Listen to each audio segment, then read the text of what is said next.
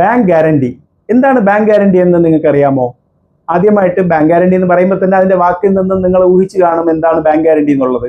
പക്ഷെ bank guarantee, വിദേശത്ത് നിന്നും ഒരു ബാങ്ക് ഗ്യാരണ്ടി വന്നാൽ അത് പ്രത്യേകിച്ചും ക്രെഡിറ്റ് ടേംസ് ചെയ്യുന്ന കമ്പനികൾക്കാണ്. ക്രെഡിറ്റിന് സാധനം കൊടുക്കുന്നവർക്ക് ഉറപ്പായിട്ട് അവർ പേയ്മെന്റ് അയക്കും എന്നുള്ളതിനൊരു ഉറപ്പായിട്ട് അവിടെ നിന്നും ഫോറിനിലെ അവരുടെ ബയറിന്റെ ബാങ്കിൽ നിന്നും നമ്മുടെ ബാങ്കിലേക്ക് അയച്ചു കൊടുക്കുന്ന ഒരു ഡോക്യുമെന്റ് ആണ് ബാങ്ക് ഗ്യാരണ്ടി.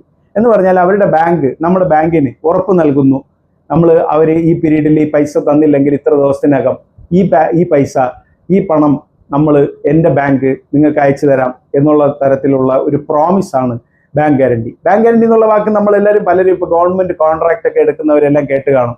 അതിൽ നമ്മൾ ഗവൺമെന്റിന് ഒരു ഉറപ്പ് കൊടുക്കുകയാണ്, നമ്മൾ പണി ചെയ്തില്ല എന്നുണ്ടെങ്കിൽ നമ്മൾ പൈസ പോകുന്നുള്ള തരത്തിലുള്ള ഒരു ഉറപ്പാണ് കൊടുക്കുന്നത്. അത്തരത്തിലുള്ള ഒരു ഉറപ്പ് കൊടുക്കുന്ന ഒരു ഡോക്യുമെന്റ് തന്നെയാണ് ബാങ്ക് ഗ്യാരണ്ടി.